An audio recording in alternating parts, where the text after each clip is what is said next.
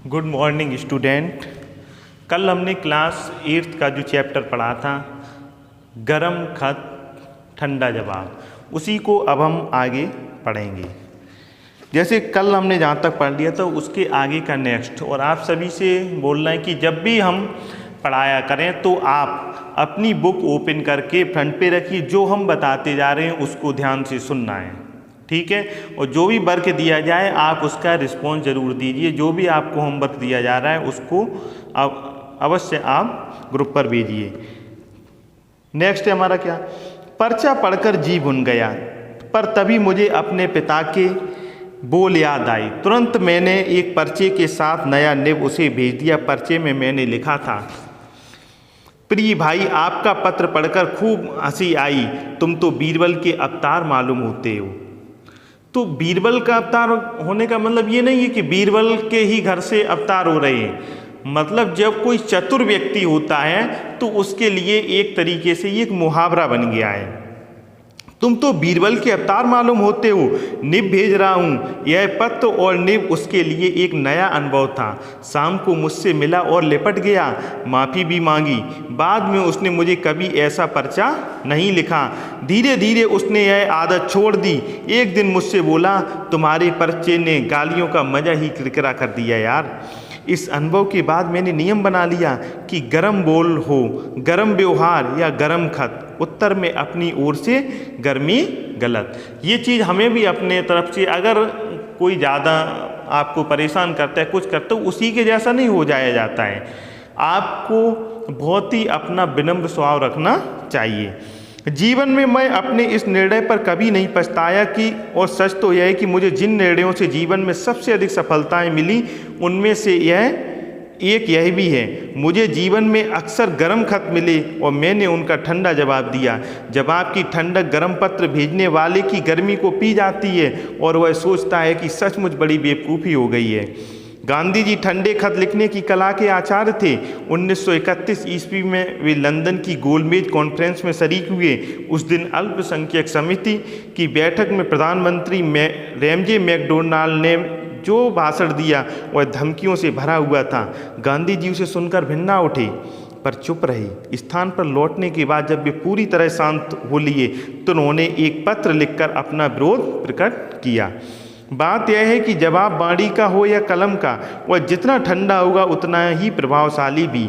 उन्हीं दिनों सम्राट जॉर्ज पंचम ने गोलमेज कॉन्फ्रेंस के प्रतिनिधियों को अपने महल में एक दावत दी और गांधी जी को भी उसमें आने का पत्र मिला। ये गोलमेज सम्मेलन की जो बात हो रही है, आप हमको बताइए कि भारत में कितने गोलमेज सम्मेलन ये हुए थे जिसकी ये बात की जा रही है। ये आपको हम बता दे रहे हैं, ड्यूरेशन 1930 से लेकर के ये 1933 तक के बीच के काल में आपको मिलेंगे। आप गूगल पे सर्च करके हमको बताएंगे और ये भी बताएंगे किस गोलमेज सम्मेलन में गांधी जी ने भाग लिया था।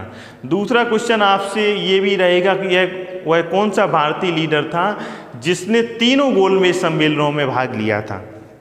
नेक्स्ट हमारा, गांधी जी ने कई दिन तक इस पत्र का उत्तर नहीं दिया। बात यह, गांधी जी की इस तरह की शानदार दावतों में कभी शरीक नहीं होते थे, इसलिए सत्य और न्याय का पक्ष था कि वे साफ साफ इनकार कर चलें। पर सोचते सोचते एक नैतिक पक्ष उनके मन में आया कि मैं इंग्लैंड का मेहमान हूँ और मेहमान को कोई भी ऐसा काम न करना चाहिए कि उसके व्यवहार में मेजबान के प्रति अवज्ञा प्रकट हो। बस उन्होंने अपने नियम को ढीला करके निमंत्रण पत्र के उत्तर में स्वीकृति पत्र लिख दिया। यदि गांधी जी पत्र के आते ही जल्दी से उसका जवाब दे देते तो मार्च 1944 ईस्वी की बात है, गांधी जी आगा खां महल में नज़रबंद थे और बा की मृत्यु हो चुकी थी। बा की मृत्यु पर भारत सरकार के गृह मंत्री ने जो वक्तव्य केंद्रीय सभा में दिया उससे गांधी जी सहमत नहीं थे। वे उसका प्रतिवाद करना आवश्यक समझते थे। इसमें एक बार आया है नाम बा कौन थी? कस्तूरबा गांधी को ही बा कहा जाता था। उन्होंने प्यारेलाल भाई से पत्र लिखने को कहा। ये प्यारेलाल कौन थे? ये प्यारेलाल महात्मा गांधी जी के निजी सचिव थे। पर उनका लिखा पत्र गांधी जी को पसंद नहीं आया। गांधी जी ने स्वयं पत्र लिखा, फिर उसमें सुधार किया। तब साथियों ने उसे देखा, बहुत बार सुधार के बाद गांधी जी ने उसे फिर लिखवाया। इस तरह 5 बार सुधार के बाद डॉक्टर गिल्डर ने उसे देखा, उसमें 6ठी बार सुधार किया और उनके अनुसार सुशीला नायर ने फिर से एक पत्र तैयार किया। तब तक गांधी जी ने अपने पत्र में काफ़ी काट छांट कर चुके थे। इस तरह 2 पत्र हो गए। इन दोनों को मिलाकर एक तीसरा पत्र तैयार हुआ। गांधी जी को यह अच्छा लगा, पर स्नान गृह में नहाते नहाते उसे उन्होंने फिर सुना और कुछ सुधार किए। भोजन करते समय गांधी जी ने उस पत्र में कुछ और सुधार कराए। तब वह टाइप होकर डाक में गया। अप्रैल 1944 में वायसराय बेबल का एक पत्र उसी नज़रबंदी में गांधी जी को मिला। पत्र पढ़कर गांधी जी का रोम रोम गर्म हो गया और उसी गर्मी उन्होंने पत्र का उत्तर लिखा। साथियों का वह पत्र तीखा लगा, पर गांधी जी पूरी नरमी में थे। बोले वह तीखा है ही नहीं। कहा गया है इस तरह का पत्र ना लिखें तो क्या हर्ज है। गांधी जी गर्मी से भरे बोले लिखना तो चाहिए, ना लिखूं तो मैं नीचे उतरता हूँ, लिखूं तो ऐसा ही लिख सकता हूँ। रात में डॉक्टर गिल्डर ने कहा यह पत्र लिखने का हेतु क्या है? क्या आगे के लिए पत्र व्यवहार बंद करने का है? प्रश्न में बरसात थी, पर गांधी जी की गर्मी उससे ना बुझी। बोले जैसा उसका पत्र है वैसा ही जवाब होना चाहिए, ताकि वह समझ ले कि उसका अर्थ समझ गया हूँ। प्यारेलाल भाई ने एक नया पत्र लिखा। गांधी जी ने उसे पढ़ा, तब नया पत्र लिखवाया। इसमें साथियों ने अपने सुधार सुझाए। तब गांधी जी ने एक और पत्र लिखवाया। लिखवाते लिखवाते ही वह उसमें सुधार कराते रहे। रात में डॉक्टर गिल्डर को यह पत्र दिया गया। दूसरे दिन उन्होंने अपने सुझाव दिए। गांधी जी ने लिखा कि हाकिम और रैयत एक होकर काम नहीं कर सकते हैं। गिल्डर इसमें भी सहमत नहीं थे। गांधी जी अपनी बात पर जमे रहे।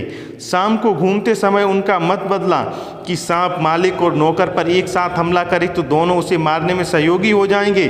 तब वे बोले अगर मेरा यह पत्र ज्यों का त्यों चला जाता तो मेरी हंसी होती। और तब दूसरे दिन उन्होंने एक नया पत्र लिखवाया और वही बेबल को भेजा गया। जब गांधी जी को एक खत के लिए इतनी सावधानी और श्रम की आवश्यकता थी तो मुझे और आपको कितनी ज़रूरत है। आदमी गर्म खत कब लिखता है? जब वह किसी बात से गुस्से में आ जाता है। गुस्सा दिमाग पर सवार है तो कलम में ठंडक कहाँ से आएगी। सीधा कहा गया है आपका मन कैसा है। जब आपका मन शांत होगा तभी आप कोई अच्छा कार्य कर पाएंगे। आप सोचें कि हम किसी से झल्लाट के साथ, किसी से बुरे बर्ताव के साथ कभी अच्छा कर लें, ये संभव ही नहीं है। क्या आप चाहते हैं कि किसी को गर्म खत ना लिखें? हाँ, उस समय कोई खत ना लिखिए जब आपको गुस्सा चढ़ा है और लिखने का आवेग इतना प्रबल हो कि बिना लिखे रहा ही ना जाए तो अवश्य लिखिए, पर उसे लिखकर रख लीजिए, तुरंत डाक में न डालिए। दूसरे तीसरे दिन जब उसे शांति से पढ़ोगे तो आपको वह मक्खियों से भरा दूध दिखाई देगा। आप उसे फाड़कर दूसरा खत लिखेंगे जिसमें ताना तनाजा एक नहीं, सिर्फ काम की बात। ताना तनाजा का मतलब होता है व्यंग्यपूर्ण, मतलब उक्ति, कहावत, मतलब सैटिरिकल सेइंग। क्या आपके पास किसी का गर्म खत आया है? आप गुस्से से भर उठे हैं। हाँ, तो आप भी ठहरिए और अभी खत ना लिखिए। ठहरना संभव ना हो फिर खत लिख लीजिए और फाड़ दीजिए। उसके दिल के छाले हैं, अतः उसे डाक में न डालिए। 100 बातों की एक बात है कि गुस्सा आदमी को सोचने लायक नहीं छोड़ता है। आप अगर गुस्से में खत लिखते हैं तो वह लायक कहाँ है, उस पर कोई विचार करें। इस तरह जब किसी का गर्म खत पढ़कर गर्मा गर्म में तभी लिख बैठें तो उसका जवाब तो वह इस लायक कहाँ होगा कि उस पर कोई विचार करे। हमेशा ठंडा खत लिखिए, गर्म खत का ठंडा जवाब लिखिए और साफ बात यह है कि ठंडे होकर लिखिए। ये कन्हैयालाल मिश्र प्रभाकर जी ने बहुत ही अच्छा चैप्टर लिखा था, गर्म खत और ठंडा जवाब। तो कोई भी चैप्टर पढ़ाने का मतलब ये हमारा उद्देश्य नहीं होता है कि हम उसको पढ़ के आपको अच्छे नंबर मिल जाएं, आपको एक अच्छे नंबरों वाली मार्कशीट मिल जाए। सबसे बहुत ही इम्पोर्टेंट वर्क ये होता है कि हमें उस पाठ से क्या सीख मिलती है। इस सीख को आप एक छोटी सी समरी बना के लिखेंगे एक पेज के अंदर। इस पाठ से हमें क्या क्या चीज़ सीखने को मिलती है और ग्रुप पर सेंड करेंगे। और सभी स्टूडेंट अपना बैग कंप्लीट करा लीजिए, जिससे कि आपको जो हम पढ़ाते हैं उसको पढ़ते समय परेशानी का सामना न करना पड़े। इसी के साथ ये इस चैप्टर की जो थ्योरी थी वो समाप्त होती है। आगे के हम नेक्स्ट वीडियो में आपको शब्द परिचय, कवि परिचय, इन सब के बारे में बताएंगे। Thank you.